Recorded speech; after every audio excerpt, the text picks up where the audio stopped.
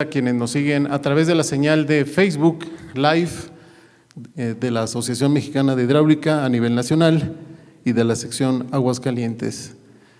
Recordarles también que estos trabajos han sido posibles gracias a los patrocinadores como el Gobierno del Estado de Aguascalientes, Veolia, GIG, el Grupo Asham, Tododren, Country Honda, Urbitec y Río Limpio, entre otros. Bien, vamos a continuar con esta segunda conferencia que será en formato presencial. Vamos a abordar el eje 2 de la seguridad hídrica, actividades económicas, innovación tecnológica y desarrollo. Vamos a saludar con un fuerte aplauso al ingeniero Francisco Valdés Simancas, CEO y fundador de Amphio Technologies.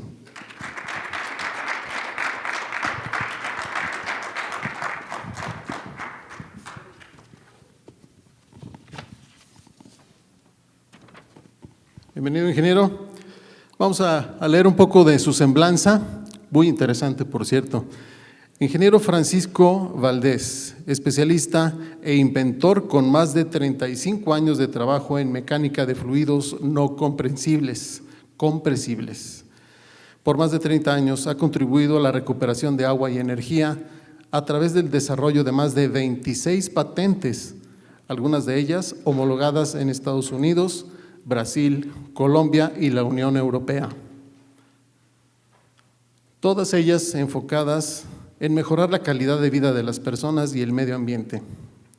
Algunos de los logros relevantes, frutos de la investigación y desarrollo, han dado como resultado el sistema más eficaz de riego del país con eficiencia superior al 90%, siendo la media nacional de 33%. Ha participado en la proyección, equipamiento y o construcción de más de 100,000 hectáreas de riego por goteo en México, Cuba y Perú. Tiene un nombramiento de la planta de tratamiento con mayor eficiencia desarrollada con tecnología previa de CBR más RBC 2011 por el presidente Felipe Calderón a través de Conagua, el gobierno del estado de Nayarit, entre otros. Ha trabajado en el desarrollo de la tecnología multimedia bioreactors, plantas orgánicas de recuperación de recursos de aguas residuales, galardonada con el Premio Estatal de Innovación, Ciencia y Tecnología de Jalisco 2020.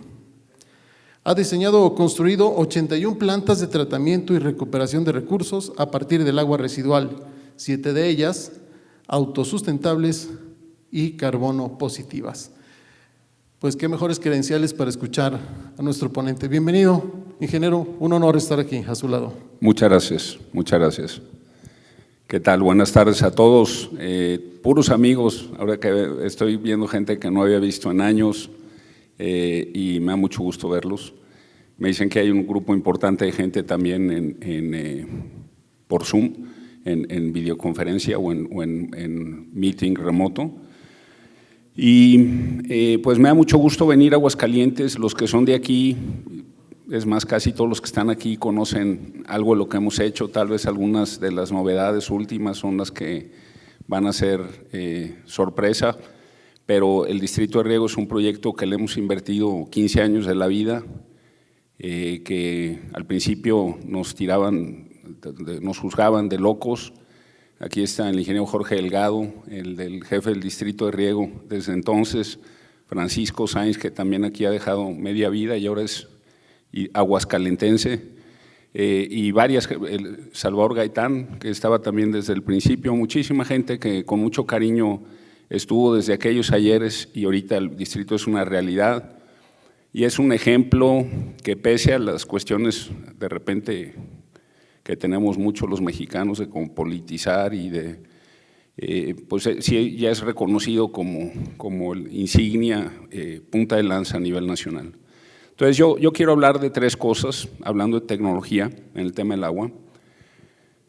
Mientras más se mete uno en esto, más conoce y más se da cuenta de las áreas de oportunidad. México, yo pensaba que estaba mal, sigo pensando que está mal en temas de agua, hay mucha área de oportunidad, pero no es nada con el contexto global.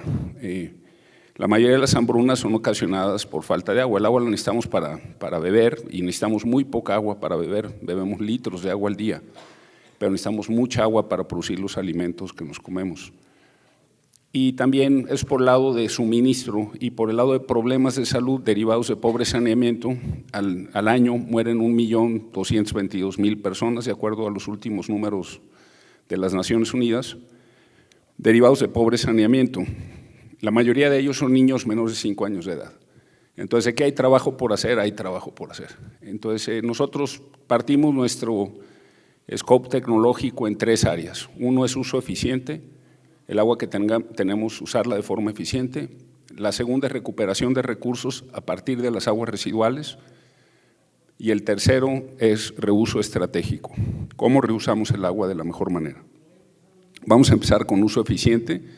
Sé que andamos con poco tiempo para cubrir 3 temas, pero vamos a tratar de agarrar las partes más importantes. Qué mejor que estar en Aguascalientes para hablar de uso eficiente de agua y tener aquí el distrito de riego a unos kilómetros al norte. Este distrito de riego, nosotros venimos por primera vez en el 2005, finales del 2005, cuando se quería lanzar un proyecto emblemático de riego a nivel nacional. Lo que se pedía en esos ayeres era una eficiencia del 76%, porque de acuerdo a los expertos de la Conagua, y no lo digo con tono despectivo, están usando como los paradigmas de la tecnología existente en esos momentos, 76% era la eficiencia máxima práctica. Entonces, se solicitaba una eficiencia, una remodernización del distrito con una eficiencia que se acercaba al 76%. Ese distrito consta con 11.800 hectáreas que se dominan por gravedad para surtir agua en esa zona. Se hizo en años donde no había información climatológica para saber con una cuenca tributaria cuánto íbamos a tener de captación y cuánto íbamos a poder regar. Simplemente dicen, aquí está un poquito más elevado, ahí me dio unos cerritos, cierro aquí, almaceno agua y con esa seguro alcanzo a regar. No, el distrito 1928 se hace la presa Calles y ahorita que estamos, va a cumplir 100 años en 7 cortitos años más, nunca se ha llenado esa presa porque la cuenca tributaria es una cuenca pequeña y no hay mucha precipitación pluvial. De las 11.800 hectáreas dominadas se regaban 4.000 y no se regaban por completo, sino que se daban riegos de auxilio. Con el redimensionamiento que se hizo, se van a regar 6.100 hectáreas, todavía no se termina el distrito. El gobernador me dio mucho gusto oír que quiere terminarlo antes de irse y me consta que están buscándole por todos lados, costeando todo y buscando el recurso. Entonces, ojalá nos toque ver que ese distrito ya se termine. Se va a terminar, pero ojalá que sea lo más pronto posible. Hay 2.439 parcelas y 2.100 usuarios. Unas pequeñas modificaciones que sufren ahí en el tiempo, pero más o menos estamos hablando de eso. El proyecto constaba de redimensionar el distrito a una superficie que fuera sustentable, que no usáramos más agua de la que se necesita. Una tecnificación integral en aplicación y distribución de riego, entubar desde la presa hasta el distrito, desde el distrito a cada una de las parcelas y dentro de las parcelas utilizar únicamente riego por goteo. Y ya adoptando la tecnología, una reconversión productiva a cultivos de más valor.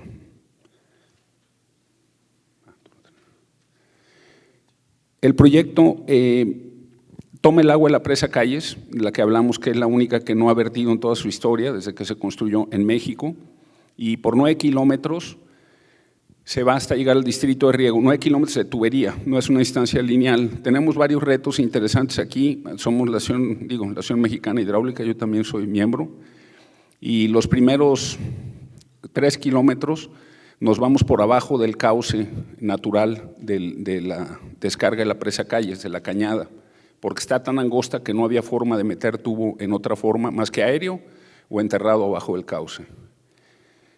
En algún momento se dijo que eso no se podía hacer, que era impráctico, que era inviable, hecho, y ya empezó a funcionar realmente como en el 2008, entonces estamos hablando 13 años funcionando y va a durar muchos años más. Luego nos vamos por la margen derecha porque en la margen izquierda ya había muchas construcciones hechas y no podíamos por gravedad llegar al distrito, y tuvimos que hacer 2 cruces subacuáticos manteniendo la presión para poder llegar al distrito con riego presurizado sin necesidad de bombeo. También polémica de mucho tiempo, que no se podía hacer, cómo le íbamos a hacer, que descargáramos en el Jocoque y que luego de ahí bombeáramos para el distrito. Hecho, tuvo un poquito de hipo esa implementación, no se hicieron las cosas bien, no la construimos nosotros y la proyectamos nosotros, no la construimos nosotros, esa etapa, y se tronaron unas piezas de polietileno y bueno, ese día me hablaron yo creo que unas 20 personas, entre para asustados y otros para decirme te dije, ¿no? Y se reparó y ya lleva, fue en el 2011 que se reparó, lleva 10 años operando sin ningún problema, bien hecho. 2 cruces de 150, 270 metros más o menos de trayectoria, de distancia, como 300 y pico metros de trayectoria de tubería de polietileno lastrada para mantener la presión y poder cruzar ese cuerpo de agua, y llegamos al distrito y salimos con 2 líneas redundantes para poder tener interrupciones de servicio sin que los agricultores sufran, más bien reparaciones de zonas sin que los agricultores sufran, y nos vamos a 19 secciones que van, cada una de ellas tiene sus hidrantes parcelarios y sus bloques de riego dentro del distrito.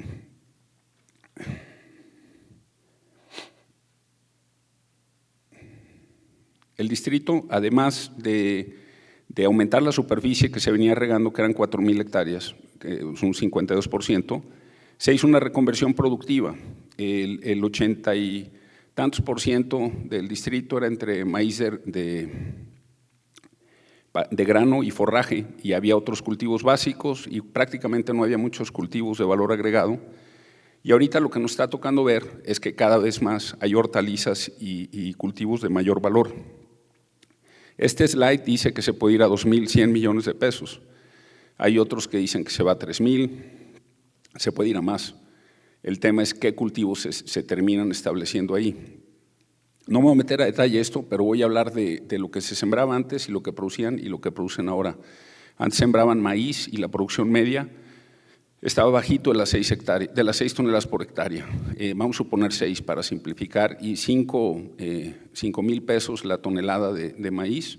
Estamos hablando de 30,000 pesos de ingreso bruto, menos costos de establecimiento, derechos de agua, labores culturales, etcétera. Sumamos 15,000 pesos de utilidad por parcela, ¿no? Por hectárea. Ahorita voy a agarrar otro extremo, pero todo va a estar oscilando ahí en medio, ¿no? Arándano, y es un productor real del distrito de riego. Él produce ahorita alrededor de 3 kilos por planta, tiene 8,300 plantas en la parcela, en una hectárea, y el kilo del arándano para el mercado nacional está como en 100 y algo pesos, y para exportación está en 200 y pico pesos. Entonces, anda ingresando entre 3 millones de pesos por hectárea a 5 millones de pesos por hectárea. El costo de la inversión inicial es más alto, el costo de operación es más alto, pero la utilidad ha de andar, no es un cultivo de un solo año, también hay que aclarar eso. La utilidad ha de andar en la vida útil en el orden de un 75–80%.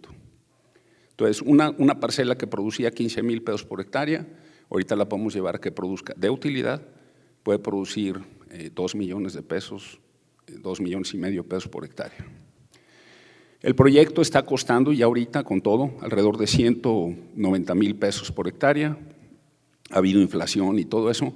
Si en un año yo produzco 3 millones, 2,5 millones de utilidad con un proyecto que me costó 200,000, todavía nos decían que el proyecto estaba caro, ¿no?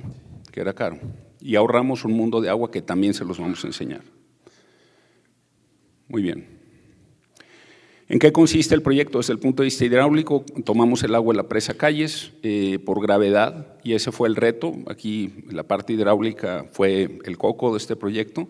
Teníamos poca carga disponible y teníamos que llegar a 2,400 parcelas del distrito, vencer todos los accidentes topográficos que había y llegar todavía a cada hidrante con 2,5 kilos de carga. Entonces, el cálculo hidráulico de este proyecto fue sumamente delicado, sumamente minucioso. No podíamos perder carga de oquis, teníamos que ensanchar tubos para que las velocidades fueran bajas y para que no hubiera una pérdida por fricción alta. Las plataformas de filtrado se sobredimensionaron para que no fueran de pérdida alta.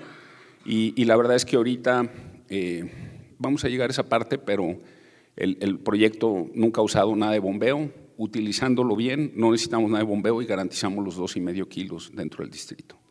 Hay 9 kilómetros de tubería de tramo muerto, una línea principal de 54.4 kilómetros de poliéster reforzado de fibra de vidrio, que va de 1,5 metros a 1,2 metros y 400 y pico kilómetros de PVC para las líneas secundarias. En total son casi 500 kilómetros de tubería para llegar a las parcelas con el agua presurizada y limpia. Los cruces que tuvimos que hacer de la presa del Jocoque, la presa derivadora del Jocoque, tenemos que regular presión porque la presa Calles tiene un rango de movimiento de la cota 1993 a la 2019, entonces estamos hablando de bastantes metros de carga y el polietileno no tiene fibra, entonces es un material que no aguanta muy bien la presión. Es bueno en bajas presiones, en malas presiones sufre, ¿no? Entonces se pusieron unas válvulas para regular solo cuando la presa está en cotas altas. La plataforma de filtrado es de grava y arena, le dicen media granular filtrante y es muy buena para remover sólidos. Estamos removiendo sólidos mayores a 100 micrones, la cinta te permite hasta 120, entonces no tienes problema. Y esa plataforma tiene una capacidad de crecimiento importante cuando hay agua suficiente. Luego hay unas bifurcaciones para salir por ambos lados hacia el distrito. Los agricultores, cada quien tiene su propia mente, no es un operario que usa todo, sino que son 2,400 cabecitas que deciden qué hacer y qué no hacer en diferentes momentos. Entonces, las concentraciones de flujo, aún con actividades que son esporádicas, como puede ser el tema de fertilizar, que requiere estar en sitio, llegan a ser pesadas. Entonces hay que tener un poquito de holgura en los proyectos y esto de tener líneas y usar algoritmos de cálculo que te permitan variaciones cuando hay un uso no preestablecido, no estricto, es algo que tienes que prever en este tipo de proyectos. Hay unas bifurcaciones y unos puntos de seccionamiento, de manera que cualquier punto intermedio entre estos que requiera mantenimiento se parte esa sección y el resto del distrito sigue operando. Entonces, la planta, cuando tú tienes un cultivo como el arándano, que llega a valer más de $1 millón el establecimiento de todo eso, pues no quieres perderlo porque se rompió un tubo, ¿verdad? Entonces, tienes que darle certidumbre al productor para que pueda hacer este tipo de inversiones. Hablando de tecnología, yo creo que esta es la parte más importante del distrito y va a hacerse más conforme el proyecto se avance. No está regresando, podrán regresarle un par de slides. Ese de ahí, gracias. En el software que se tiene para el distrito que se llama AquaScope, se tienen todos los usuarios que están ahí, qué parcelas son, están georreferenciadas y dentro de las parcelas los bloques de riego que tienen, no pueden regar todo al mismo tiempo. Se riega por un periodo más o menos de 1 hora por bloque, 1 hora 15, y más o menos se riega con 10 litros por segundo, poquito menos de 1 hectárea.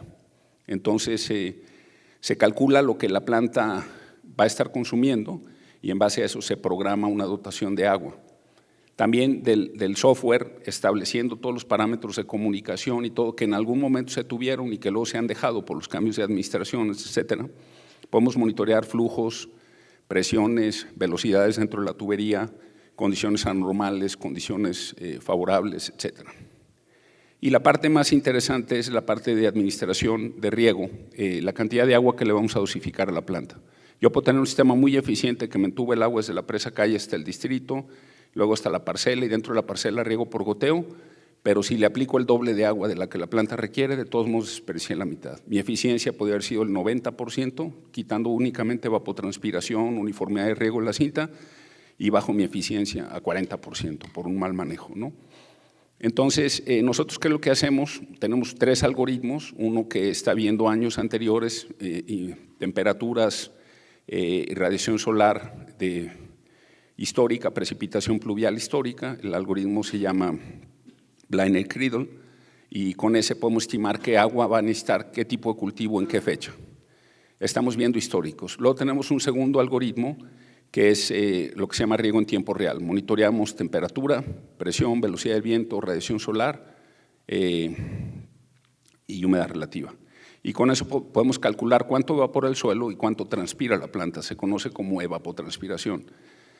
De una forma muy precisa, se mide cada 5 minutos, 288 periodos me hacen un día, las 24 horas, y calculo esos 288 periodos, los multiplico por los factores de las casas del cultivo, calculo cuánto evapotranspiró la planta, le resto si hubo precipitación efectiva ese volumen, le sumo si había déficit de humedad de días anteriores ese volumen y le mando regar al hidrante ese volumen de agua. Entonces repongo mi nivel óptimo de humedad y no estoy quitando todas las condiciones de adivinar y de prever y suerte, ¿no? Es adaptativo de forma natural. Y encima de eso nosotros metimos 2 algoritmos para compactación de turnos de riego en función de las horas óptimas para aplicarlo. Cuando hay alta temperatura, alta radiación solar, baja humedad relativa, la evaporación se favorece.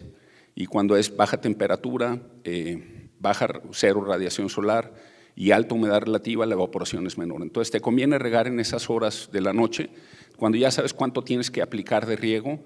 Ya cuando tienes el riego en tiempo real, mandas todo ese riego a la noche. Si el hidrante va a estar operado manualmente, el agricultor no va a ir a regar sus bloques de riego de las 12 de la noche a la 1:30 de la mañana y luego el otro va a entrar a la 1:30 a las 3 todos los días. No lo van a hacer, tiene que ser un proceso automatizado. Y esos algoritmos nosotros los hemos implementado, y también un algoritmo que está viendo el futuro para, si va a haber una lluvia inminente, no aplicar el riego, dejar un déficit de humedad en el suelo para que esa lluvia sea más aprovechada por el suelo y no se convierta en escurrimiento superficial o percolación. Y la última parte, que no es menor, especialmente cuando tecnificas grupos de usuarios pequeños, es apoyarlos en la comercialización. Y nomás es como echarle un gallito de gasolina al carburador. No hay que llenarles el tanque, ¿no?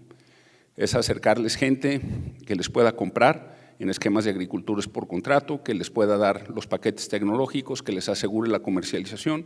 Y los agricultores son muy hábiles, van aprendiendo y al ratito ya no necesitan los cuates.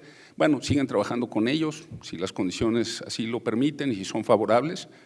Y si no, también ya se pueden meter ellos por su cuenta a esos tipos de cultivos ya dominándolos. Entonces, esa parte para un productor de 2 hectáreas no puedo dejarla de mencionar. Puede hacer todo lo demás bien y si no tiene la comercialización, el proyecto no prospera, ¿no? Este es el hidrante parcelario inteligente. Esta fue mi primer patente en el 2006 y hablando de ingenieros hidráulicos, el 90 y algo % del campo de México no tiene energía eléctrica. Entonces, cuando decíamos, ¿cómo podemos hacer un sistema de precisión que dosifique, que riegue de forma automática, que haga todo lo que queríamos sin energía eléctrica? Y la respuesta fue, hay una línea presurizada, tenemos flujo de agua y presión, energía hidráulica, ¿no? Entonces, lo que hicimos es meter un control de baterías con baterías de litio que manda pulsos a unas cosas que se llaman solenoides, que operan con un pulso, son tipo latch. Un pulso de 50 milisegundos de 9 volts mandaba a abrir una válvula de 3 pulgadas. Era toda la energía que requería del control. El resto de la energía la daba la misma agua que venía presurizada. Entonces controlamos en un hidrante un total de 9 válvulas, una válvula de apertura principal, sostenedora de presión, reguladora, válvulas para inyección de fertilizante, válvulas para drenado del filtro y válvulas de salida a sección, y todo es con una batería de 9 volts de litio que nos puede dar autonomía hasta por 10 años. Entonces, eso fue un reto interesante. Ahorita se han fabricado más de 1000 y pico hidrantes, y este año estamos liberando el hidrante, bueno, este año es 2021, pero estamos liberando la versión 2022, y es el primer hidrante. Ya no vamos a fabricar hidrantes que le decíamos standalone, independientes, autónomos, Ya todos los hidrantes son para lo que se llama RTI, riego en tiempo real, por las siglas en inglés. Y lo que hacemos es, con información de radio, con comunicación, con una comunicación especial que no es Wi-Fi, no son las comunicaciones comerciales, es una comunicación industrial. Nos comunicamos entre los hidrantes y diferentes antenas que suben a Internet. En Internet tenemos los servidores y donde estamos monitoreando todos los hidrantes y mandamos las láminas que tienen que regar y con el efecto climático, lo que se va viendo, actualiza lo que se tiene que regar de láminas. Entonces, ese hidrante se controla todo desde el teléfono. También tiene conexión Bluetooth para que no tengas los tiempos de latencia de ir a Internet, al servidor, y lo que el servidor le mande la señal. De tu teléfono también lo puedes abrir y operar cuando estás ahí, cerca, ¿no? La verdad es que el proyecto involucró en total 8 áreas de ingeniería, la parte agronómica, la parte hidráulica y agronómica. Hay un momento que se traslapan tanto que ya no sabes cuál es cuál. Topografía, la parte civil, mecánica, eléctrica, electrónica y de control y la parte de software. Hubo los retos de los cruces subacuáticos, la plataforma de filtrado y todo el diseño hidráulico en sí, puros retos para este grupo de profesionistas, ¿no?, de especialistas de la hidráulica. Y el resultado es lo que ya tenemos, ¿no? Los avances de la construcción, está casi todo hecho. Esto me voy rápido porque nomás que jale el control. Está hecho prácticamente toda la línea principal, la plataforma de filtrado. La línea principal le falta el cierre de la parte superior, lo que se ve en rojo, las líneas azules ya están. Falta una partecita de líneas secundarias. Hidrantes falta bastante. Casetas faltan 3 casetas, creo yo, 2 casetas, es muy poco. Y el sistema parcelario vamos aproximadamente en la mitad. La idea es ya llegar a regar las 6,100 hectáreas con riego por goteo. Le pueden adelantar porque esto ya no jala. Quizás son muchos elementos internos. ¿Es eso? ¿Es la computadora? Ok.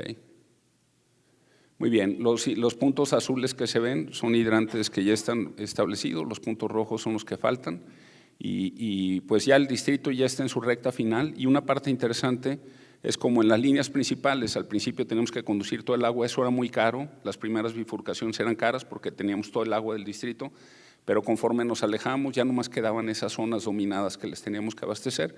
Y ahorita el dinero rinde mucho, no hay que hacer mucha infraestructura adicional, entonces metemos una cantidad de dinero, metemos un montón de hectáreas, ¿no? Muy bien.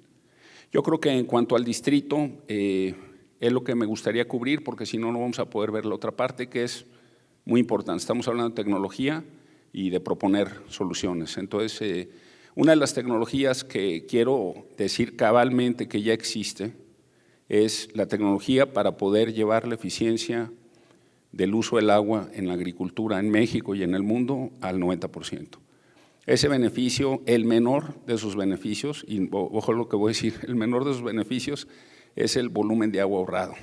El mayor es la calidad de los productos que tiene, la parte económica, la sustentabilidad que le da, y hay un modelo financiero también para hacer estos proyectos autosustentables. Y es un modelo como de fideicomiso. Yo te ayudo, agricultores que están fregados, y en la ayudada se les pone una contribución como un porcentaje de las utilidades arriba de cierta tasa. Ahorita vamos a decir que ganan los 15,000 pesos por hectárea. Decir, mira, cuando ganes arriba de 40,000 pesos por hectárea, me vas a ayudar con un 5% de tu utilidad. Es un impuesto, pero es como un pagar de regreso para que yo pueda tecnificar otras zonas. Y tecnifico otras zonas y hago lo mismo y puedo tecnificar otras zonas, y del mismo cuero salen las correas. Entonces, la solución técnica, el modelo financiero existe. Ahorita lo que tenemos que dar es la voluntad y el hacerlo, ¿no? Nos podemos cambiar de presentación. Va a haber una sesión de preguntas y respuestas. Si hay preguntas, al rato las agarramos.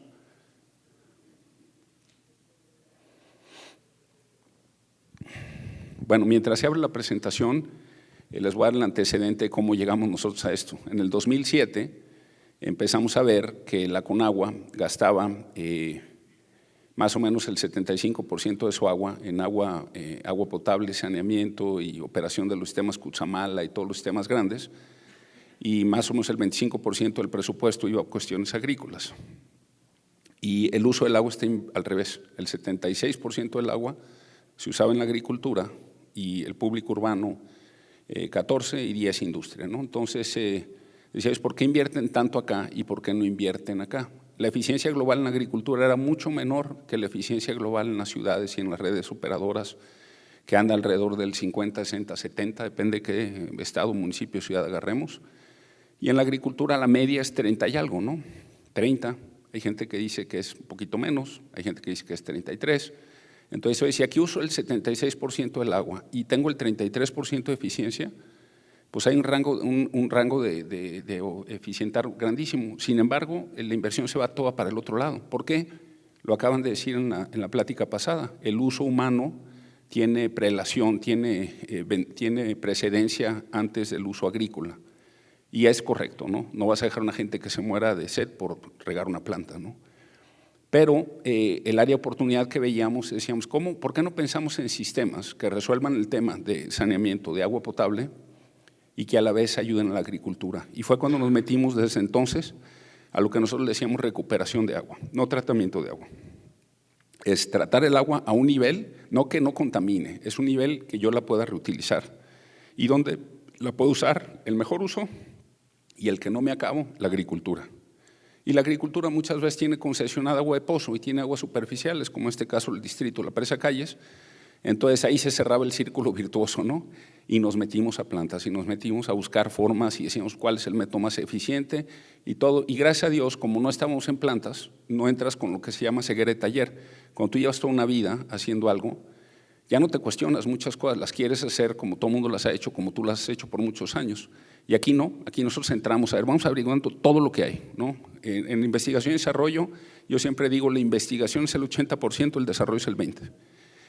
Entonces, investigar todos los procesos que hay, todos los procesos que pueden funcionar, todo. Y veíamos que el tema de las plantas, el costo de operación era un tema. México construía muchísimas plantas con apoyos federales en aquellos ayeres, pero operaban bien, yo creo que una cuarta parte. Aquí hay gente que ya no son pedradas, ya no es en tu año, Alfredo, pero es la verdad, o sea, cuando son caras de operar, se las entregan a un municipio que es deficitario, pues no las opera, no paga el recibo y las termina por no dejar. Entonces, no nos metimos en plantas por la necesidad de recuperar agua para otros usos, no por tratar agua para no contaminar. Les estoy siendo honesto. Implícitamente lo haces, pero realmente era para recuperarla. Y ahorita llegamos a una solución que nosotros denominamos como plantas orgánicas. Orgánica es porque trabajamos como de la mano de la naturaleza, ¿no? Hay muchas cosas que la naturaleza hace por sí sola. Por mucho tiempo se encargó de limpiar el agua, de limpiarla, potabilizar todo. Los ríos, cuando caía el agua, tenían procesos aerobios, conforme el agua se movía y se iban limpiando. El proceso de formación de hidrocarburos es un proceso anaerobio también natural de cuerpos de dinosaurios y otros seres vivos que se van degradando en forma anaerobia y crean hidrocarburos. Y un montón de cosas que la naturaleza hacía cuando tenía chance, ¿no? Cuando tenía suficiente capacidad para un X nivel de población. Cuando empezamos a crecer en volúmenes importantes y cuando empezamos a concentrarnos en zonas urbanas, rebasamos los medios naturales, ¿no? Nosotros decíamos, bueno, ¿cómo hacemos esto de la forma más natural posible? Y que decíamos que hay procesos de bacterias, gravedad, energía, luz solar. Son cosas que nos da la naturaleza, ¿no? Procesos biológicos. Entonces, nos metimos con esa filosofía a recuperar recursos a partir de aguas residuales. Aquí pues son especialistas ustedes, ¿no? Pero siempre que hago la pregunta de qué porcentaje de agua completamente pura es un agua residual de una ciudad, me toca oír respuestas que no doy crédito, ¿no? Aquí ustedes conocen este tema, entonces me van a dar la respuesta correcta, ¿no? Pero la respuesta es, normalmente es más del 99% es agua completamente pura, menos del 99.9%, discúlpenme. La contaminación en DBO, DQO, sólidos expendidos se mide en partes por millón y una contaminación típica de un agua residual municipal, estamos hablando de 300 de DBO, 600 de DQO, donde el agua es cara, se va más alto porque la gente usa menos.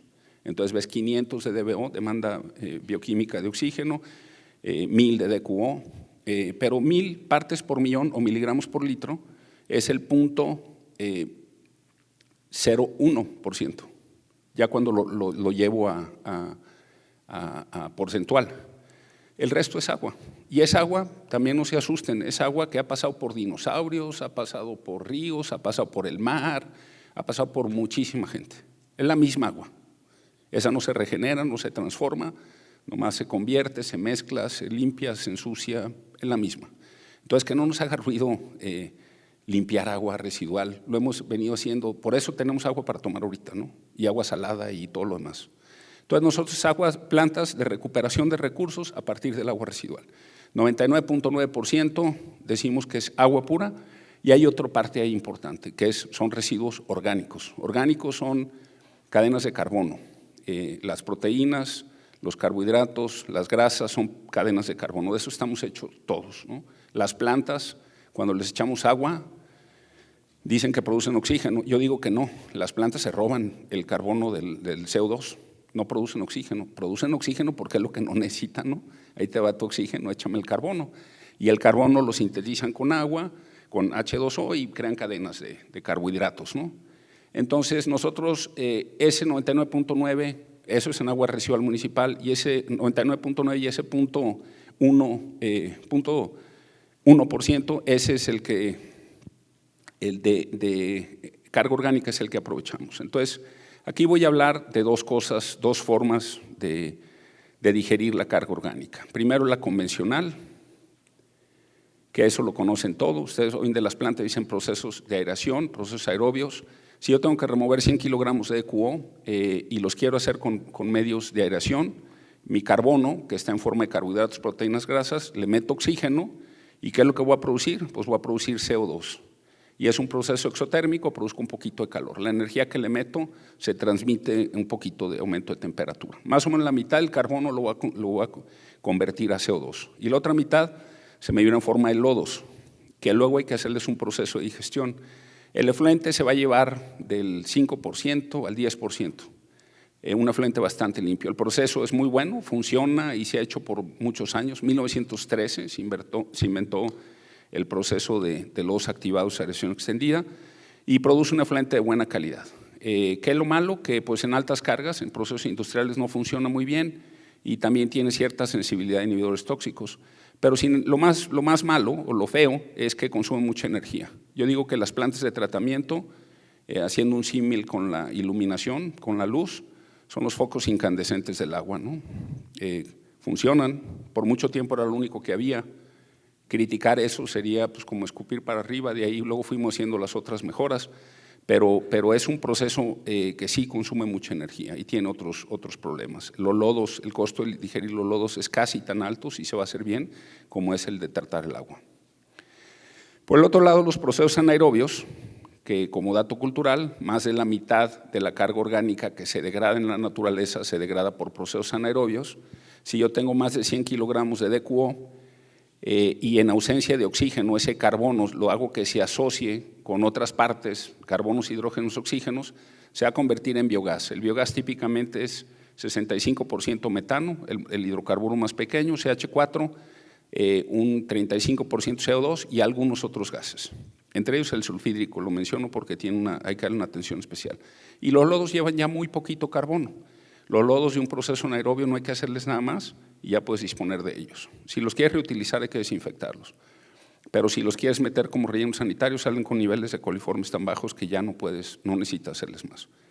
Y el efluente sí sale menos pulido que en un proceso aerobio, pero las cosas interesantes es que esto lo puedo usar para cargas industriales de 1,000, de 5,000, de 20,000. Ahorita nosotros estamos haciendo plantas para aceite de palma de coco de 80,000 de DQO. Y son cargas altísimas, un agua residual municipal, estamos hablando de 1,000. Y ellos no quieren DAFs, no quieren nada, ellos quieren aprovechar toda la carga orgánica en generación de energía de metano. O sea, es una planta que es una compañía que se llama Dinant, que está en Honduras. Ese biogás que se produce, un metro cúbico, un kilogramo de DQO nos produce aproximadamente 0.25 metros cúbicos de metano, y un metro cúbico de metano, piensen en 2 kilowatt-hora de energía eléctrica si lo meto a un generador, y además del calor que tengo en el radiador y en los gases de escape, que también lo puedo aprovechar con intercambiadores. Entonces, ese proceso me da,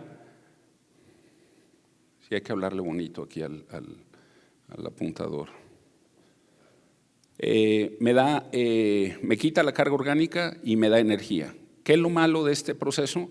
Que requiere un proceso de pulimento. Vemos que sale con el 15%, un agua de 80,000 que sale con el 15%, estamos hablando de 12,000 de DQO, ¿no? Es mucha carga. Entonces hay que meterle procesos subsecuentes. Quiero aclarar que en aguas muy altas podemos lograr reducciones de DQO hasta el 95, 85 es para aguas residuales municipales. Entonces se requieren procesos de pulimento y deben ser diseñados por expertos. Y la parte fea es que los procesos anaerobios, cuando la gente los implementaba así como a su suerte, no los autocontenían, no los cerraban, y los gases que se producen, el metano, que además que contamina mucho y tiene un efecto invernadero potentísimo, el sulfídrico es un gas apestosísimo que kilómetros a la redonda te los deja vetados, ¿no? Entonces hay que tener esos cuidados. ¿Qué es el proceso que nosotros proponemos? Muy sencillo, 2 principios que ya existían, llevados al extremo e implementados con la mayor intensidad que se podía. Anaerobios muy robustos para remover la mayor parte de carga, sacamos el efluente y ese sí le vamos a aplicar energía, pero ya no sobre una base 100, sino sobre una base 15, una base 5, y con eso producimos CO2 y lodos. Sí sigue aquí quedándose un poco colgado. CO2 y lodos que también tenemos que hacer algo con ellos, y un efluente ya después de múltiples procesos anaerobios, aerobios de muy buena calidad. Aquí que es lo interesante, que se acuerdan que generamos biogás en la parte anaerobia. Entonces, si teníamos 80 kilogramos de DQO que removíamos, eran 40 kilowatt-hora de electricidad. Nosotros estamos requiriendo en los aerobios 15 kilowatt-hora, vamos a tener bombas, vamos a tener mezcladores, si metemos infección UV es otro consumo, pero no es mayor a lo que producimos. Entonces, del mismo cuero salen las correas, ¿no? Tenemos autosuficiencia energética aún en plantas pequeñas, y hay plantas como esta de los molinos de aceite de palma, que tenemos superávits de 20 a 1. O sea, tenemos 20 veces, producimos energía contra lo que se consume para producir esa energía. El calor también se aprovecha calentando el influente anaerobio, y las bacterias cuando se acercan a 38 grados centígrados, al igual que nosotros, están en su mejor momento, ¿no? En su mayor actividad. Los lodos, que también era un tema con los aerobios, los mandamos al tanque de recirculación y se vuelven a procesar, entonces nunca tenemos que poner un proceso de digestión de lodos por aparte. Si entran al tren, y el único lugar donde retiramos lodos es en los lodos anaerobios que ya vienen digeridos.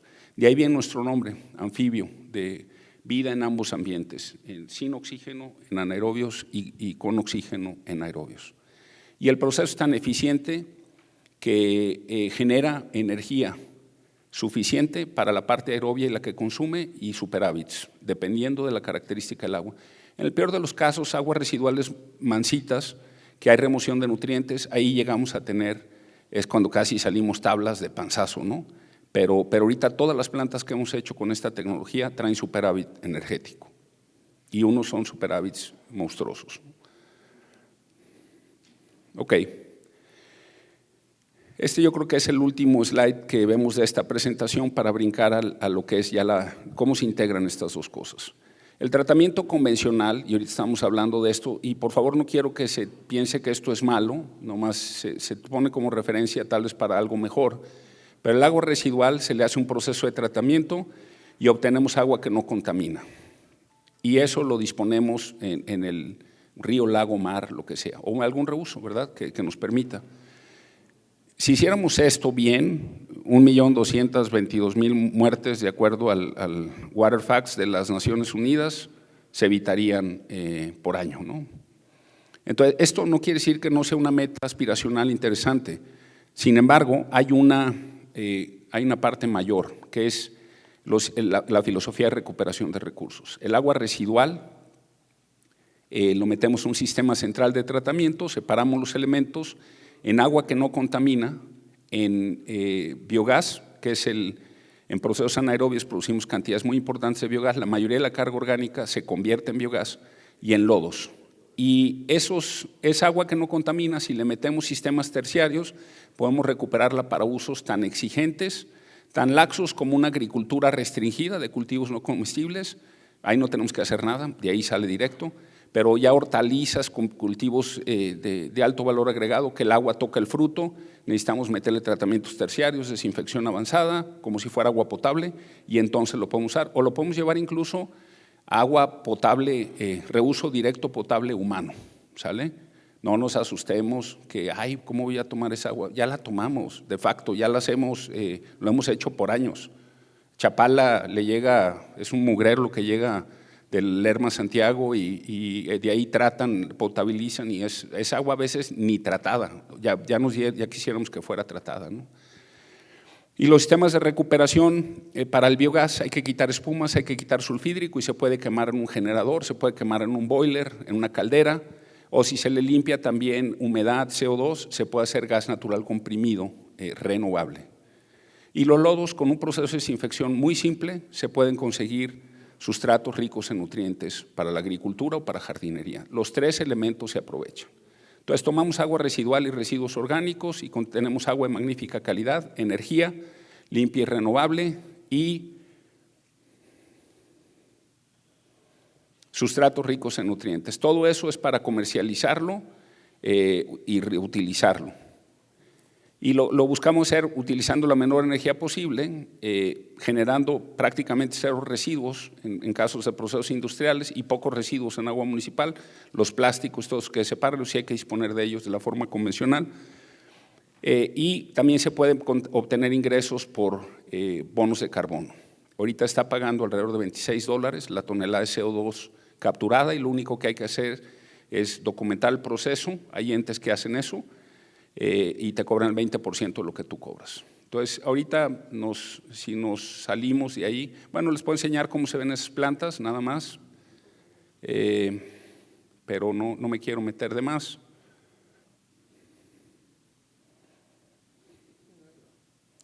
La tecnología se llama multimedia, bioreactores multimedia, y ahí tenemos 9 patentes en este proceso, porque el lote parte en el sistema de mezclado, el sistema de captura de biogás, el sistema de intercambio de difusores, la campana para la inducción de carriers y recirculación de agua. Entonces, te van partiendo las partes de un desarrollo, los licenciados de patentes, cuando tienen reuso de forma individual. Entonces, algo que nosotros desarrollamos como un sistema se convirtió en una serie de patentes y creo que no hemos terminado, ¿no? Pero ¿qué es lo que hacemos? Integramos múltiples tipos de biomasa, tiempos de retención muy buenos, control de temperatura y calor, ambientes de múltiples pHs para facilitar las diferentes partes biológicas del proceso y trayectos largos de agua. Los reactores no se parecen en nada a una planta, ocupan muy poco espacio y son máquinas de remover carga orgánica, ¿no? En la medida que nosotros removemos carga orgánica en un proceso anaerobio, producimos más biogás. La carga se la retiramos al agua, entonces tenemos un efluente más limpio y el biogás se convierte en energía, entonces tenemos un proceso también más sustentable. Me salto esto. En plantas prefabricadas las hacemos hasta 3 metros, 18 de largo, y en plantas fabricadas en sitio hasta 28 metros de diámetro y 24 metros de altura. Y estas son plantas, todas estas están en construcción. Mañana iba a estar aquí el ingeniero Jorge Nevares Montelongo, es una planta que le estamos haciendo en un municipio en Guanaceví, también autosuficiente de agua, es la de agua más mansita que tenemos de todas, trae como 700 de DQO, 350 de DBO y es para obtener agua para reuso en riego. Esta es una planta para Puebla, 60 litros por segundo, 1000 miligramos por litro de DQO, muy parecida al agua de aquí de Aguascalientes, consume 981 kilowatt-hora. Todos los reactores que se ven cerrados, no tengo un pointer, pero los que se ven cerrados, que tienen unas espigas ahí, son los sistemas de supresión de espumas y los arrestadores de flama y una serie de cosas. Y esos son generadores de biogás. Los otros los últimos son los que son aerobios de pulimento. consumimos 981 kilowatt hora y perdimos aquí el asunto. Seguimos teniendo audio y eso. Okay. Consumimos 980 kilowatt hora y producimos 2.200 kilowatt hora al día. Entonces tenemos un superávit de 2 punto y algo a 1. Podemos vender esa energía y con eso pagar mano de obra, mantenimiento de equipos, etcétera, hacerla completamente autosustentable, no solo energéticamente, sino financieramente. Y hay más aplicaciones. Me adelanto, ese es de tequila. Esos son los reactores como salen de planta. El cuerpo mide 18 metros de largo, 3 metros de diámetro. Es un reactor completamente cerrado, donde se ven los orificios, se conectan las válvulas de captura de biogás, el supresor de espumas, la válvula de alivio, etcétera. Y el centro es un manhole. Y se llevan a sitio, se colocan en el sitio, se prepara previamente la losa donde se van a montar y se conectan las partes internas, digo las partes entre reactores, se arma el tren y ahorita que regrese ven un tren armado, ¿no? Ahorita la planta de Guanaceví la vamos a estar montando hacia finales de este mes y la idea es que queremos romper un récord ahí ya nomás para romper paradigmas, pero queremos que en 72 horas esté ya tratando agua. Se transporta en camiones para excesos de dimensiones. Es un proceso de lácteos industrial. El agua al principio del proceso llega a entrar hasta con 22,000 de DQO y tenemos que llegar, hay remoción de nutrientes, tenemos que llegar a NOM 01. Hay 3 reactores anaerobios, 2 preanóxicos, un aerobio remoción de carga de carbono, un aerobio nitrificación y clarificación. Y bueno, en fin, esto, si nos brincamos a la última, ya nomás para cerrar, ¿cómo andamos de tiempo? Okay. Ahorita en preguntas y respuestas podemos agarrar lo que quieran de lo que hemos hablado, pero para cerrar, vamos viendo cómo podríamos integrar estas dos tecnologías. Aquí estamos hablando de tecnologías para uso eficiente del agua en la agricultura. Gracias a Dios no estamos en, no sé, otro país o algo y decirles en Aguascalientes, México, hay un proyecto, ya lo conocen todos ustedes, acá hay gente que lo conoce mejor que yo, que están ahí todos los días y todos los años, ¿no? Entonces, aquí esa tecnología de uso eficiente en la agricultura y la tecnología de recuperación de aguas, ¿cómo se puede integrar? El acuífero de Aguascalientes, que es un acuífero sobreexplotado, agarra casi la totalidad del estado. Vamos a decir más de la mitad o la mitad, ojo buen cubero, pero desde el punto de vista poblacional agarra el 90 y algo % del estado. Y aquí tenemos un comportamiento que siempre ha estado sobreexplotado y aquí empiezan a haber ya cosas bien interesantes. En el 2009, el uso que era de 430 millones de metros cúbicos, el público urbano era el 25% y el uso agrícola era el 68%. El resto eran industriales, pecuario, bla, bla, bla. En el 2018, en el 2020, se parecen mucho las gráficas, estamos usando 427.4 millones de metros cúbicos, pero el uso agrícola ya es el 60% y el uso público urbano es el 31%. La población ha seguido creciendo, no crean que están usando menos agua aquí en la ciudad. ¿Dónde se está usando menos agua? En el distrito de riego 01. ¿Cuánto se está usando menos? Más o menos 40 millones de metros cúbicos menos, de 292 a 256 hectómetros o millones de metros cúbicos. Eso es con una pequeña superficie del distrito. Si esto se hace más, olvídense. Entonces, hay una oportunidad enorme en uso eficiente, ¿sale? Y yo creo que ya ahorita, gracias a Dios, aquí no lo tenemos que probar.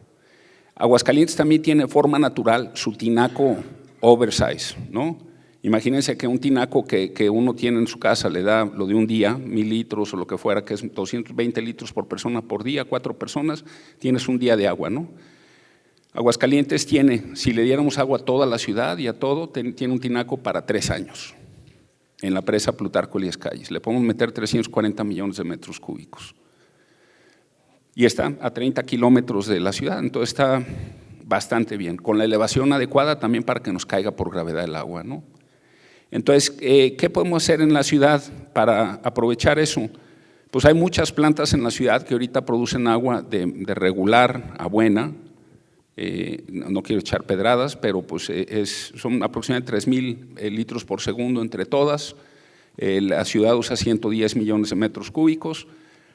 Entonces, esa agua se podría tratar a un nivel mucho mayor y regresarla a segundos usos en la agricultura, como es el distrito de riego y otras zonas agrícolas, y el agua concesionada a la agricultura se manda a la ciudad. Entonces, la misma agua se le da dos usos. La ciudad la va a usar por primera vez, la tratamos, le echamos al drenaje, la usamos, le echamos al drenaje, la tratamos muy bien y se usa para regar. Un agua bien tratada, residual, es mejor que un agua de pozo para regar. ¿Por qué? Porque le podemos hacer una estrategia que se llama de preservación de nutrientes. Nitrógeno, fósforo, lo podemos dejar. Y podemos el excedente de agua mandarlo a la presa Calles con tratamientos adicionales, tratamientos terciarios para remover, preguntaban que qué tiene el agua hace rato, el ingeniero Jorge. El agua tiene, pues sí, carga orgánica, tiene nitrógeno, nutrientes y tiene una serie de compuestos raros, ¿no? Hay dos compuestos, bueno, hormonas que la gente que toma y excreta, medicamentos, y hay otros compuestos que son de más cuidado, que no se degradan de forma natural. Metales pesados, una cosa que lo que dicen PFAS o PFAS, que son polifluoroalcalis, o le dicen en inglés le dicen los forever chemicals, no se degradan y pueden estar dando vueltas indefinidamente. Y también están los siloxanos, que son los acondicionadores y un montón de productos tienen silicones que tampoco se degradan y también van a estar dando vueltas. Entonces, ahí tenemos que degradar todo lo que es carga orgánica, nutrientes y quitar polifluoroalcalis, tenemos que quitar siloxanos y un agua de muy buena calidad, regresar a la presa Calles. Hay un efecto de dilución natural porque le suma 40 millones la naturaleza todos los años y de ahí podemos tomar agua para la ciudad de forma magnífica. Todavía esa agua pasa además por una potabilizadora. Entonces hay que hacer, esta solución para Aguascalientes le da agua literal de por vida, porque lo único que tenemos que reponer es lo que se evapotranspira. Entonces tenemos el agua, que toda la que usamos la vamos a regresar en uso agrícola o en recuperación de agua potable y de ahí podemos seguir surtiendo a la ciudad y lo que se reincorpora vía lluvia nos recarga el acuífero y nos recarga la presa Calles. Entonces, si hacemos un proyecto de intercambio donde mandemos al distrito de riego, vamos a decir, ahorita el esquema como está, se usan 115 millones de metros cúbicos en la ciudad y 91.4 de aguas residuales se va a otros lados, la Niágara y otros lados, y la presa Calle le surte 32.5 millones de metros cúbicos al distrito. ¿Qué es lo que podemos hacer cambiando eso?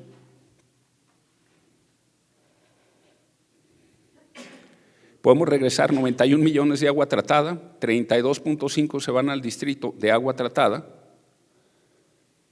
y el resto se van 60 millones prácticamente con tratamientos terciarios a la presa Plutarco Elías Calles. Esa agua todavía va a pasar por una potabilizadora, O sea, olvídense de que es una agua de mala calidad, ya la quisiéramos para un domingo, muchísimos lugares de México, incluyendo Calvillo, ¿no?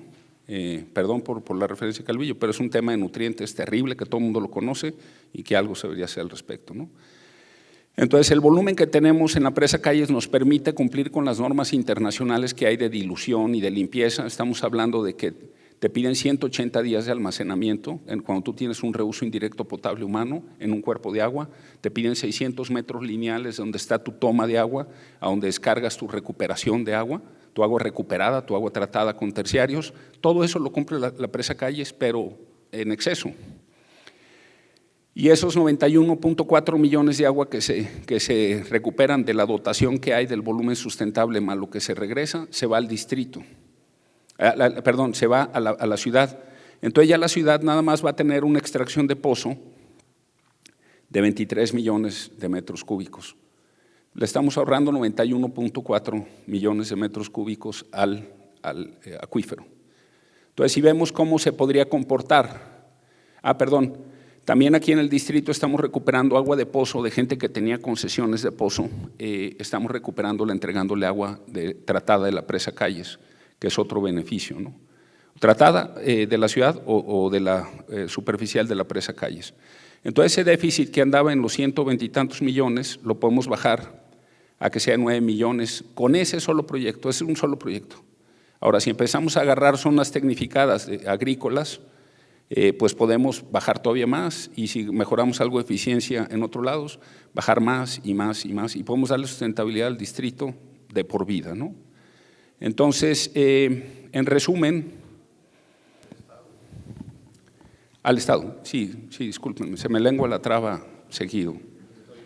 Tengo un problema de que hablo una velocidad y lo pienso en otra, entonces voy adelantado y no me regreso, y bueno, está un divorcio ahí entre el cerebro y la boca, por eso digo tanta soncera, ¿no?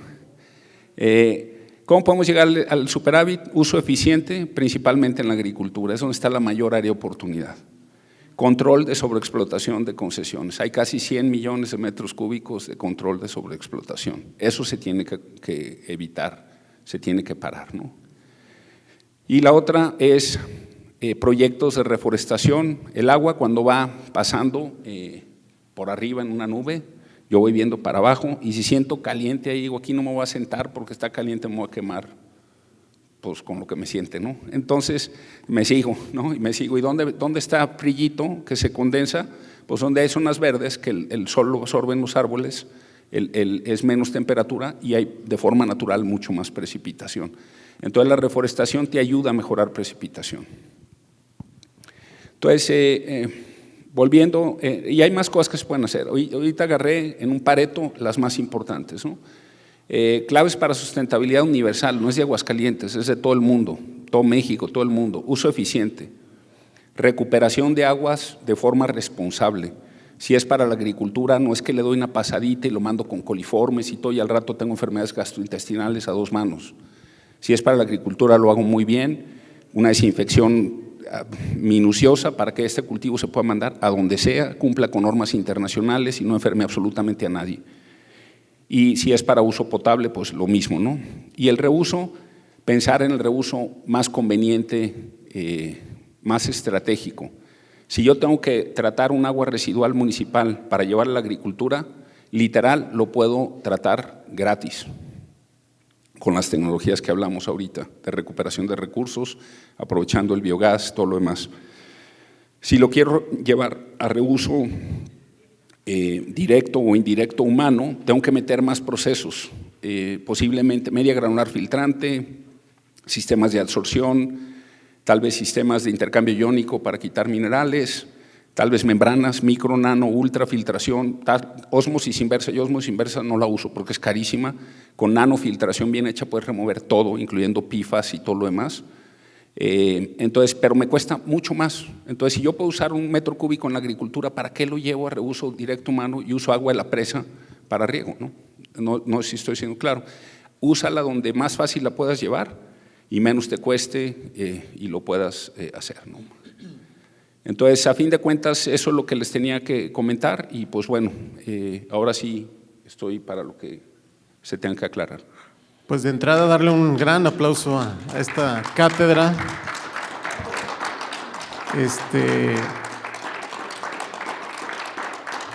Luego mandamos los datos de facturación, señores, con este curso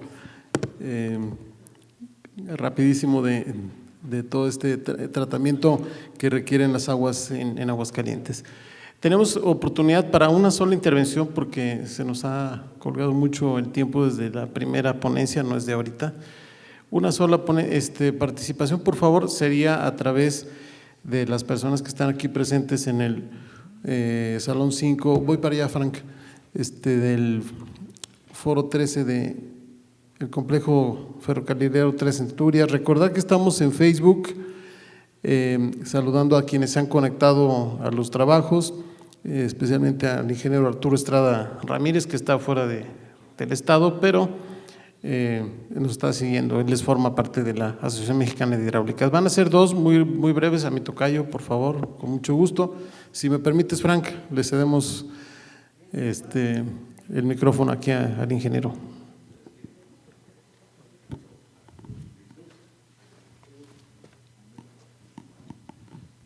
Sí, nada más serían dos aspectos que se me quedaron en la cabeza. ¿Cuál es la eficiencia que tienen la nueva tecnología que nos has presentado con respecto a la que tú mismo hacías con fechas anteriores? Ese sería uno. Y otro, me parece adecuado todo el utilizar el agua de la presa Calles. Sin embargo, también subirla hasta allá es demasiado costoso. Entonces, ¿por qué no pensar en a lo mejor no llevar tanta agua hacia la presa Calles, pero sino elegir alguna otra presa que esté más cerca, aunque su volumen sea más pequeño, y evitar así el costo de energía? Sería todo. Muchas gracias. La primera pregunta, ¿no? ¿En qué difiere esta tecnología de la que usamos antes? La que usamos antes, que aquí hicimos nuestra primera planta en Aguascalientes, Pabellón de Arteaga, no era Refugio de Peñuelas, Pabellón de Arteaga es el distrito de riego. Y esa planta tenía dos tecnologías, una que le decíamos CBR, que es las siglas en inglés de bioreactor combinado. El tanque donde sienta el rotor, que es lo que se ve, es un tanque de 8 metros de profundidad. En ese tanque de 8 metros de profundidad no inyectamos aire en ningún momento, y el agua la inyectamos en una parte relativamente profunda. Entonces, en la parte inferior creábamos una zona anaerobia. Esa zona anaerobia hacía lo que estamos hablando, hasta el 70% de la carga orgánica la removíamos con procesos anaerobios sin necesidad de meter sistemas de aireación.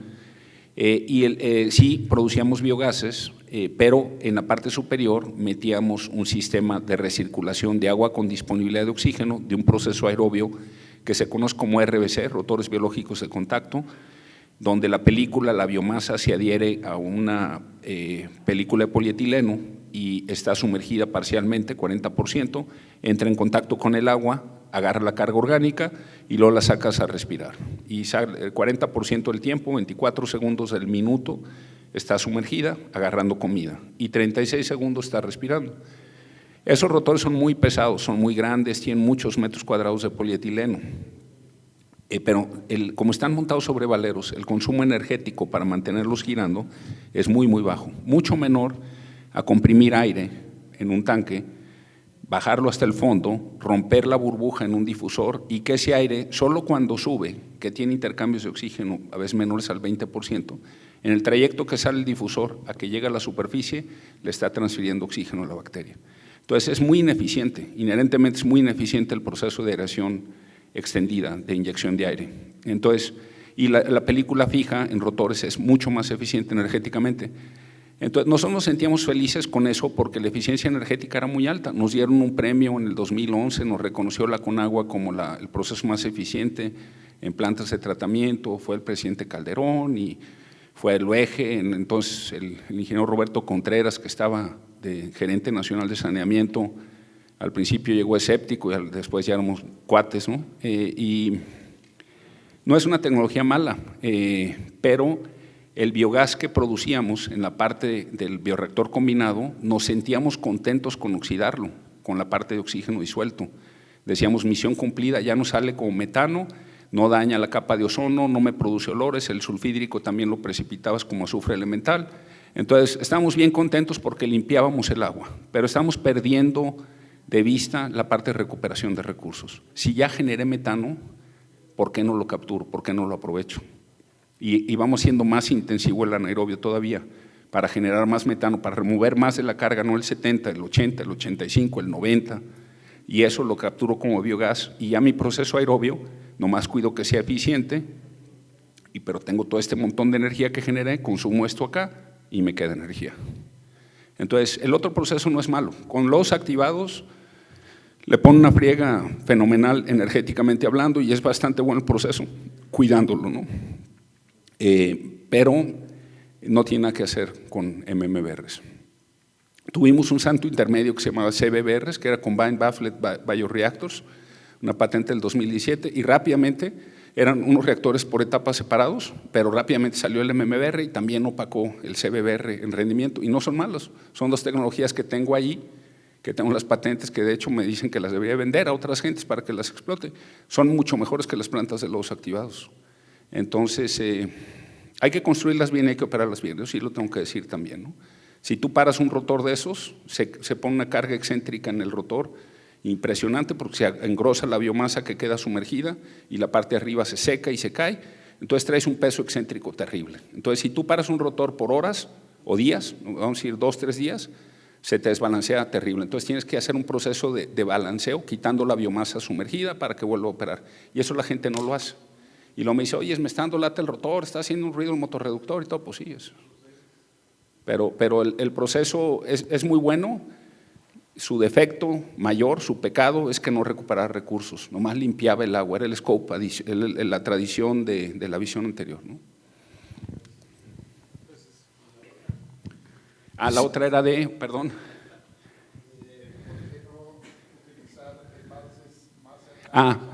Mira, sí, buena pregunta, pero te la voy a dar 2 soluciones buenas. Si tú lo tienes que regresar de bombeo, son 30 y tantos kilómetros, y tienes como 60 metros de altura que tienes que bombear. Depende de si vas al distrito o vas hasta la presa Calles. Pero esa agua también tiene presión de bajada. Entonces tú puedes meter un sistema que se llama de turbinado bombeo. Entonces el agua que viene bajando, le quitas presión, no con una válvula matándola, sino que le quitas presión con una turbina, como las presas hidroeléctricas. Y del otro lado, con esa misma flecha, sin pasar por un motor, esa te ayuda a subir agua limpia. Entonces traes un intercambio de energía del agua que baja al agua que sube, superior al 90%, con un buen sistema de turbina o bombeo. No hay motores eléctricos de por medio. Entonces, no tienes un costo energético grande. Y si lo pones en otro embalse, que esté más bajo, que llegara por gravedad de las plantas de aquí, luego vas a tener que de todos modos bombearlo para mandarlo a la ciudad. Entonces, como que no te salvas muchote, ¿no? Ese es el razonamiento, ¿no? Inventor, Frank Vega.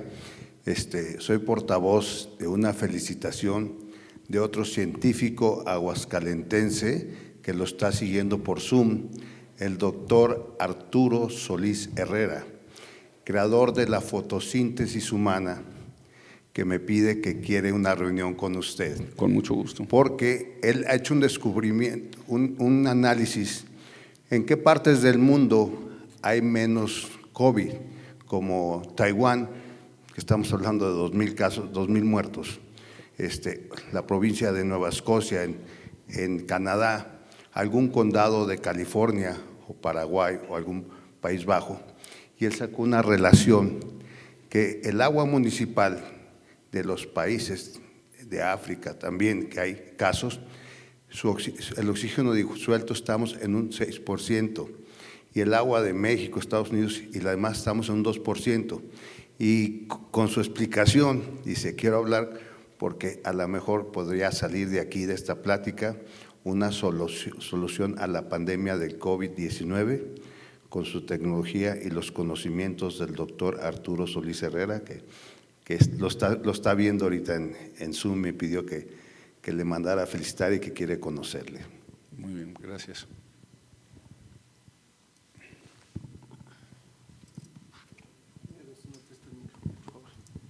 Vamos a intercambiar, hablando de intercambios, le intercambio el micrófono. Tenemos unas preguntas de las personas que nos siguen a través de Facebook. Les agradecemos, recordándole que estamos transmitiendo en directo desde la Asociación Mexicana de Hidráulica Nacional y la Asociación Mexicana de Hidráulica Sección Aguascalientes. Son 3, ingeniero. Ojalá tengamos la oportunidad de escuchar sus 3 respuestas, pues igual ya en novedad del tiempo. Del abanico de opciones que se han comentado en los últimos años para resolver la problemática de Aguascalientes y viendo las tecnologías que hoy se comentaron, ¿cuál sería la solución que usted propone para garantizar el abasto de agua de calidad para Aguascalientes?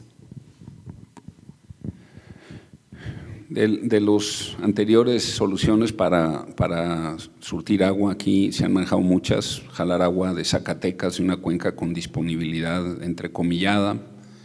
Una que sí tiene disponibilidad real es Nayarit. Nayarit tiene agua a lo bruto, Talayesca, El Cajón, Es una cuenca donde está la sierra y cae la precipitación pluvial y tiene muchísima agua, pero es una distancia brutal y un costo de bombeo enorme. Y se manejó en algún tiempo recarga directa del acuífero. Es el reuso indirecto potable humano, ¿no? Entonces, mandar agua al acuífero de regreso y para volverla a explotar. Desde el punto de vista de inversión de capital, todas son más caras, y desde el punto de vista de costo de operación, todas son mucho más caras por la energía que se requiere. En una teníamos que brincar 2 veces la sierra viniendo de Nayarit y son cientos de kilómetros de tubería y los bombeos de eso es un dineral, ¿no? Y no estamos atacando el problema de uso eficiente y nada más gasto mucho dinero, pues déjame ver quién más me presta, ¿no? O a quién más le pido, le robo, le agarro, ¿no? No es un problema, no es una solución holística de usar mejor los recursos y aprovecharlos mejor. La de recarga de agua del acuífero, yo le veo 2 problemas muy grandes. Salvo que se lo dejara a un ente privado con unas penalizaciones endiabladas, alguien muy profesional, yo no se lo dejaba a una administración pública, porque tú puedes tener en una administración a la Madre Teresa de Calcuta y en la siguiente administración tienes al maligno más Al Capone, ¿no? Sí, entonces no puedes confiar en que a un proyecto que puede ser muy loable, muy bueno, que se podría hacer bien, etcétera, no lo puedes confiar a una administración pública. México no tiene esa madurez, que me disculpen, lo digo con pena, pero es una realidad. Y energéticamente, tratar un agua para recarga de acuífero es carísimo. Tenemos que irnos a membranas, tenemos que irnos a oxidación avanzada de ozono, y si algo sale mal, contaminamos todo el acuífero. Es como tener una plantita y mando el agua de regreso a mi tinaco, ¿no? Pero si algo sale mal, pues ya valió sorbete, todo el mundo se va a enfermar en la casa, ¿no? O tengo que poner filtros en cada toma, que sería filtros en cada pozo. Sería carísimo. Este proyecto energéticamente es autosustentable. Desde el punto de vista de eficiencia hídrica es el mejor, estás incidiendo directamente en mejorar eficiencia del mayor usuario de agua del Estado, que es la agricultura. Ya lo vimos ahorita ya hay datos duros para eso, y no hace un año, son más. Yo agarré los 3 esquemáticos, 2009, 2018 y 2020. Pero ya vimos una reducción marcada del 8% en volumen, 40 millones de metros cúbicos, simplemente eficientando el uso agrícola. Y si el agua le damos reusos, de aquí mismo tenemos para surtir Aguascalientes de por vida. De por vida. ¿Cuánto nos vamos a tardar en verlo? No lo sé, somos bien chistosos, ¿no? Como de repente, este es la solución para los temas de agua del mundo, no para Aguascalientes. Uso eficiente, recuperación de aguas para segundos usos y un reuso estratégico, el que más sentido haga monetariamente desde el punto de vista de salud, desde el punto de vista de todo. Entonces, para mí, esta es la solución, esta que platicamos. Muy bien, ingeniero. Creo que con esta respuesta que acaba de usted dar, se atiende también la segunda pregunta en redes. ¿Cuáles serían los obstáculos técnicos, sociales y financieros a vencer para implementar una solución como la que se plantea? Entonces, creo que de alguna forma se atiende también. Finalmente, en esta tercera pregunta proveniente de redes sociales, para dar paso al último comentario aquí localmente, ¿cómo califica la importancia de la coordinación y gobernanza entre los 3 órdenes de gobierno en los proyectos hídricos de Aguascalientes? Bueno, la segunda pregunta, con todo respeto, creo que no está del todo contestada con la primera parte. No hablamos de aspectos sociales y eso es tan importante como los aspectos técnicos. Yo cuando era recién egresado me comía algo a puños, no sé cómo dice el dicho, pero eso me lo comía a puños y yo todo, y las soluciones técnicas y todo, ¿no? Y luego nos damos cuenta de que si no lo sabemos comunicar, si no lo sabemos vender, cabildear, todo, los mejores proyectos no vuelan. Entonces, hay una parte social muy importante en esto, y el error número 1 de la Conagua es que cuando quiere hacer esto, que lo ha hecho así como en casos aislados, o los municipios, es que quieren llegar a hacer las cosas por decreto, ¿no? Por ejemplo, ahorita en este proyecto que digo, una pieza clave, los usuarios del Distrito de Riego. ¿Por qué? Porque ellos son los dueños del agua de la presa, históricamente, desde hace más de 100 años o 100 años, pues. Entonces, si llegamos por imposición, hoy te voy a agarrar el agua, no sé qué, va a tener un costo social tremendo y además una tontera, porque usándolo bien, para todos hay, y para ellos mejor. Aquí empezamos al revés, aquí tecnificamos a los usuarios del distrito. Ahorita yo me atrevo a decir que no hay un solo usuario en el distrito que regaba rodado y que ahorita regó por goteo y diga, yo me quiero regresar al riego rodado. No hay uno solo. No se dan cuenta lo difícil que es que nos pongamos de acuerdo en algo en este mundo hoy en día. Hay gente que la tierra es plana, ¿no? Y las vacunas no funcionan y ve tú a saber qué tantas cosas, ¿no? Entonces, no estoy diciendo que todas las vacunas son perfectas, pero que funcionan. Entonces, hay cosas que son tan obvias que no nos podemos poner de acuerdo y en esta sí coincidimos todos. Aquí está el ingeniero Jorge Delgado, jefe del distrito desde hace muchos años, se fue unos añitos ahí a la playa a agarrar sol y luego ya regresó otra vez. Pero la verdad es que no sé cuál sea tu impresión, Jorge, si hay usuarios que ahorita digan yo me quiero regresar al riego rodado. Quieren tecnificarse ya de aquí en adelante. Están pidiendo a gritos que se tecnifiquen ya. Anteriormente, cuando iniciamos, pues sí había mucha resistencia por parte de algunos usuarios, porque pues ellos venían tradicionalmente regando rodado y con la tecnificación por goteo, dice no, pues no se va, no, la planta no va a producir porque le estás dando muy poca agua. Pero ahora ya con el tiempo se ha incrementado bastante la productividad en el distrito de riego y ya todos quieren, están pidiendo a gritos la tecnificación. Entonces, pues fue un paso muy importante y pues gracias a la intervención también, a la insistencia del gobierno del estado, ¿verdad?, para impulsar este proyecto en su momento. Entonces, pues es un proyecto muy importante y es la punta de lanza a nivel nacional de los distritos de riego. Bueno, ese tema de los agricultores, yo estoy convencido que cualquier proyecto de intercambio bien llevado es lo mejor que le puede pasar a los productores. Yo te voy a dar a tecnificarte, vas a ahorrar agua, te voy a mandar agua de calidad para que metas hortalizas de exportación, nada más te pido que me prestes tu agua. El pagarle la tecnificación a ellos, más la infraestructura de ida y vuelta, más todo, es más barato que cualquier sistema presa-acueducto. Cutzamala, Zapotillo, Realito, el acueducto 2 de Querétaro, el Monterrey 6 que quisieron hacer con 48 mil millones de pesos, 362 kilómetros del Pánuco a Cerro Prieto y los 120 kilómetros a Monterrey. Hijo de su madre, dice, no, ¿cómo puede ser, mano? Pero bueno, esa es la única cancioncita que no sabíamos. Ah, ¿no hay agua? Ah, presa acueducto. No hay agua, presa acueducto. Y luego ponte la de presa acueducto otra vez, ¿no? Entonces, la verdad es que a veces tenemos zonas de riego aledañas usando el agua terrible, a veces usando un agua de magnífica calidad y nosotros tomando chapopote en la ciudad. La zona de la laguna, la presa Francisco Zarco, un agua de sierra cristalina, esas como para embotellarla y venderla, ¿no? Lerdo, Gómez, Torreón, San Pedro, Matamoros, todos los municipios que están ahí, un agua chapopote, arsénico, radio, selenio. Yo digo, tomas agua de la llave ahí y en 6 meses brillas en la oscuridad, ¿no?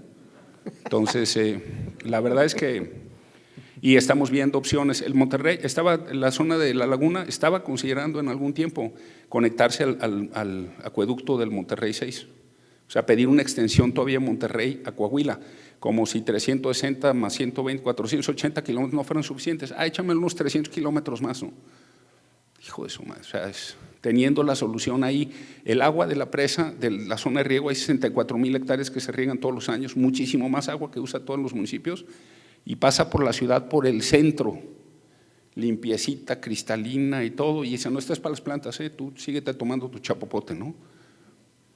Entonces, aquí lo que se tiene que hacer, la parte social es fundamental, pero Conagua tiene sus hemisferios divididos, mientras no empiecen a pensar como equipo, de la subdirección hidroagrícola, yo nomás veo lo de riego, agua potable y saneamiento, yo nada más veo lo de agua potable y saneamiento, mientras no veamos que es agua todos, ya valió sorbete. Nos tenemos que hacer ambidiestros aquí, ¿no? En el buen sentido de la palabra. Coordinación de gobernanza. Estos proyectos deben de ser liderados como primer proyecto por jefes de gobierno, de gobernadores para arriba. Y se tienen que vender cuidando que nadie de los actores salga afectado. Si queremos ser agandalle, no va a jalar esto. Si saben, le voy a quitar el agua a los usuarios, al rato no se la regreso y la tengo. No va a jalar, al rato les van a tomar carreteras, va a ser un desmadre, olvídense. Se tiene que hacer, a ver, ¿cómo resuelvo el problema bien para los usuarios? ¿Cómo resuelvo el problema bien para la ciudad? Usar el agua, yo el distrito de riego le tengo un cariño, tengo la mitad de los agujeros pelones que ven aquí son del distrito de riego y el resto son canas, ¿no? Entonces le tengo un cariño enorme a ese proyecto. No haría nada por comprometerlo. Entonces tendríamos que hacer el tema de tratamiento muy bien, que hay la tecnología para hacerlo, para poder usar esa agua como debe, recuperar ese volumen que a los usuarios les vaya igual o mejor, y la ciudad también va a resolver un problema enorme, que se va a agudizar con el tiempo.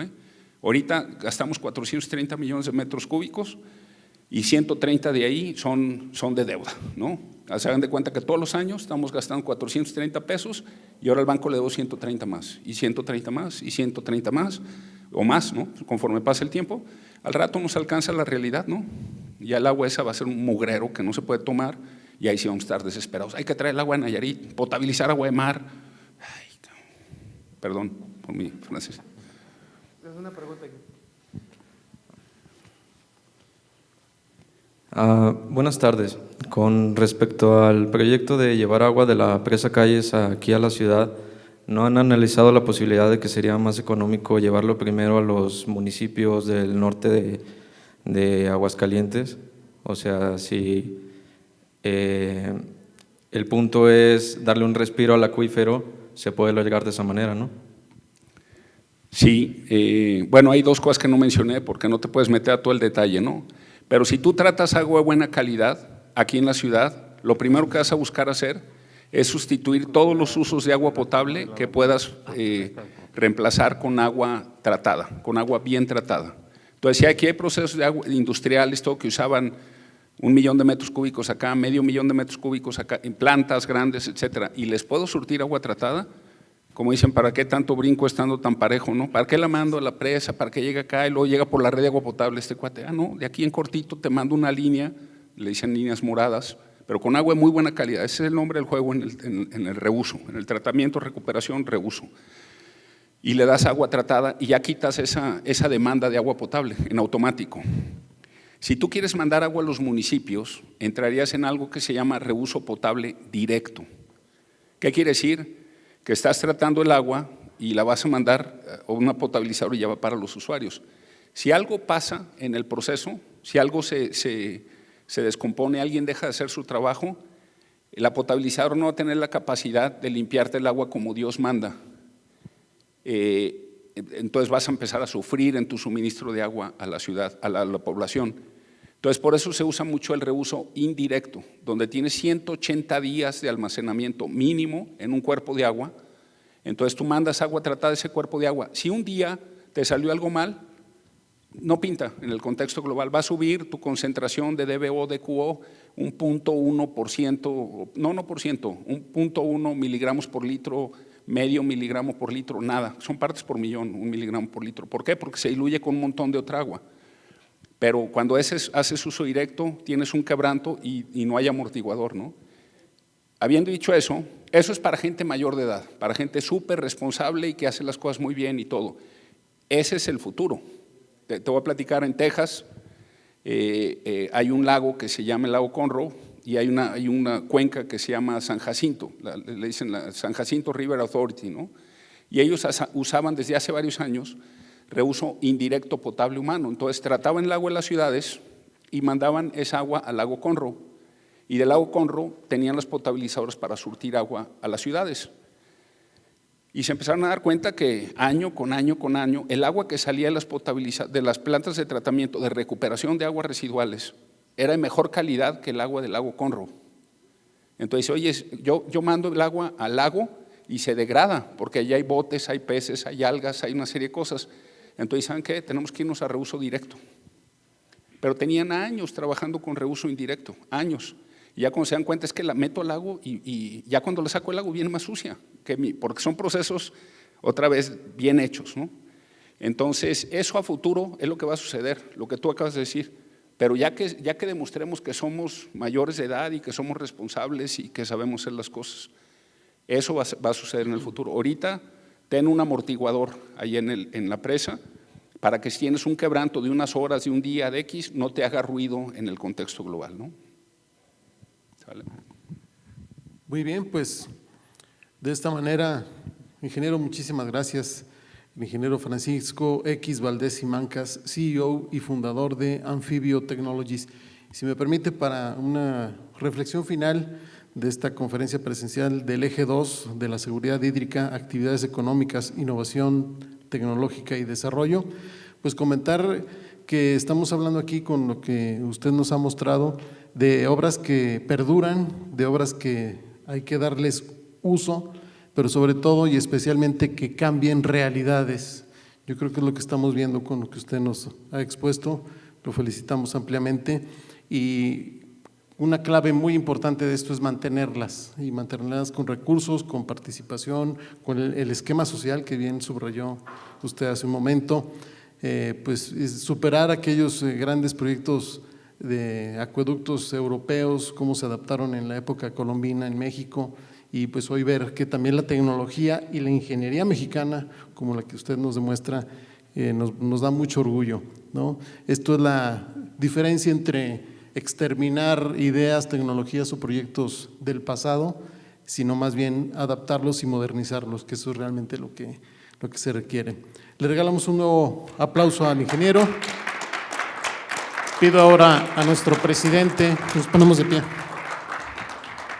el ingeniero Humberto Blancarte, para que entregue el reconocimiento, por favor. Gracias, amigo Paco Valdés. Ya ves que tenemos mucho tiempo tratando de empujar estos proyectos. Yo te pediría que pues no cedas, que insistas y que nos acompañes, porque gente como tú es la que necesitamos para ver que estos proyectos sean una realidad. Con mucho gusto te entrego este reconocimiento al ingeniero Francisco X. Valdés Simancas. Eres Javier, ¿verdad?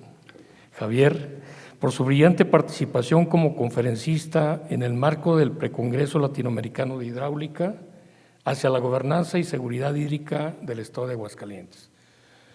Con mucho orgullo te entregamos este reconocimiento. Muchas gracias.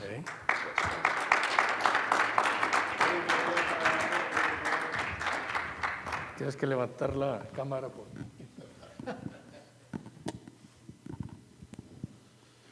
Muchísimas felicidades, muchas gracias, ingeniero, en lo que estamos en esta fotografía conmemorativa. Vamos a pedirles una nueva pausa de 2 minutitos para sanitizar otra vez la sala de trabajos.